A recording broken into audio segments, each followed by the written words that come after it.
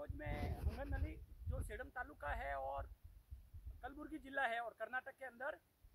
गौ कृपा अमृतम को इस ये जो खेती है ये पालक है, इस पालक के अंदर हमने 20 बाई 20 का एक ये प्लॉट तैयार किया है। इसके अंदर हर 3 दिन के अंदर 3 लीटर गौ कृपा अमृतम और दूसरा पानी मिलाकर इसके ऊपर स्प्रे करना है, जिससे क्या इसको रोग भी नहीं लगेगा और इसको जो पावर मिलना चाहिए वो पावर मिलेगा। और